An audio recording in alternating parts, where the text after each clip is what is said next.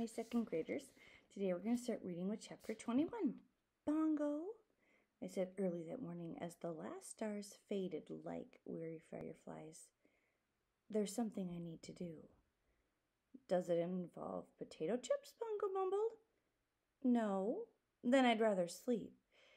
It's about Samar. You promised you'd let me sleep in. I didn't promise.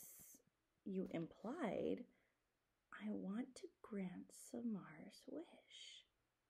This roused Bongo. She fluttered down to her favorite branch, the one she'd nicknamed Home Plate. Bongo likes to watch the kids play softball at the elementary school. Red, you don't make wishes happen. You're the place where wishes go. You're like a leafy garbage can, in a good way. For 216 rings, I've sat on my roots and listened to people hope for things. And a lot of times those wishes never happened, I'm guessing. Bongo tucked a feather into place. Sometimes that's for the best. Remember that kindergartner who wanted a bulldozer?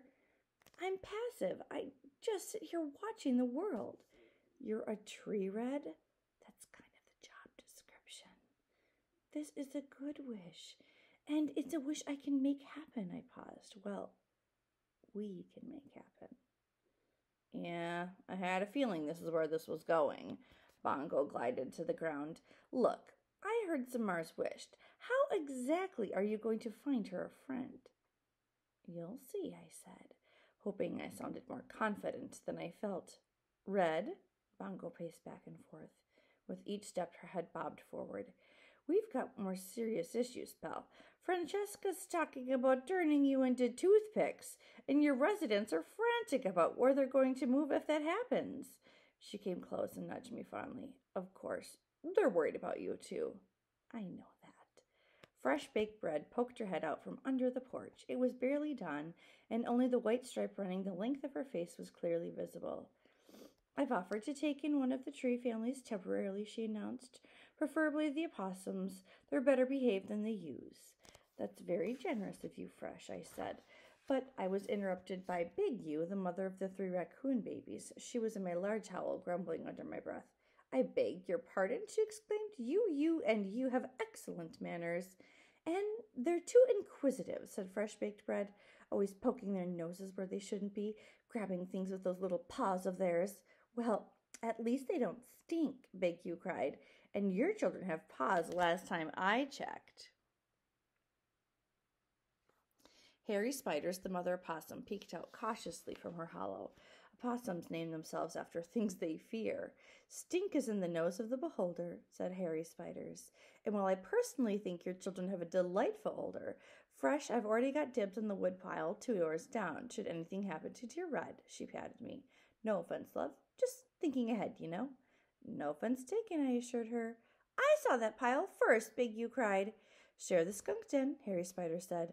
I wouldn't be caught dead in that place, Big U exclaimed.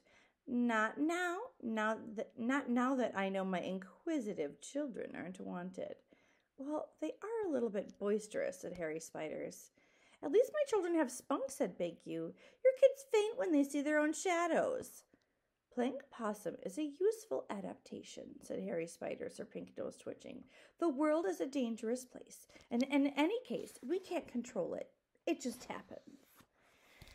If I may interrupt, came a cool voice from my highest branches. It was Agnes. There's a nice-looking linden tree 2 blocks away, just vacated by a gray squirrel family. We're looking at it as a possibility, but there's a tomcat that runs loose there. Collared, no bells, so that's an issue. Also, a big slobbery dog. In fairness, all dogs are slobbery, Bongo observed. I really think you should all calm down, I interrupted. Let's not bide trouble one day at a time, my friends. Who knows what tomorrow may bring? The mothers glared at me. I heard a great deal of sighing. Too much, wise old tree? I asked. Too much, wise old tree, Bongo confirmed as everyone retreated into their homes in a huff. They're all a bit tense, Bongo said. Worried about your situation. I can see that. I'm worried too, Bongo said in an almost whisper. I know, I said gently, but every cloud has a silver red, Bongo interrupted. Sorry. There must be something I can do, Bongo said. You're a good friend, Bongo, but sometimes all you can do is stand tall and reach deep. Red! Sorry, I said again. What will I do without you, Red? Bongo said softly. You'll be fine, my friend. I promise. We both fell quiet. At last, Bongo shook herself, feathers fluffing. In any case, maybe not the best time to be granting wishes is my point. Seems to me that this is exactly the right time, I replied. Bongo groaned, and her little old man groaned. She knew I wasn't backing down. And with that, we began to plan. Chapter 22.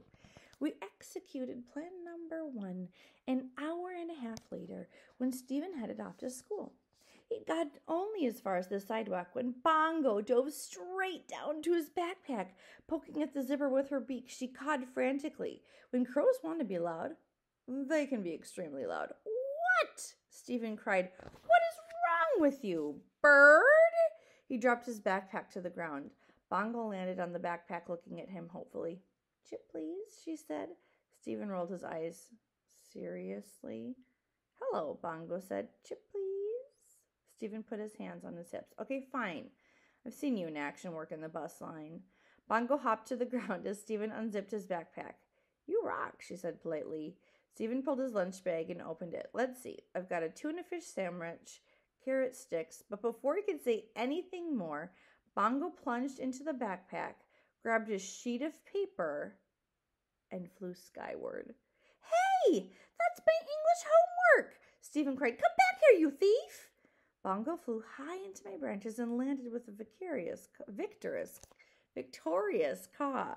Stephen stalked around the bottom of my trunk where the yellow police tape encircled me.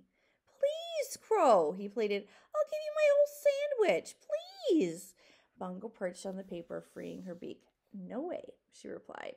A few more minutes of grumbling and Stephen gave up. Great, he muttered as he grabbed his backpack. Ms. Kellerman is never going to believe me when I tell her a crow ate my homework. End of reading.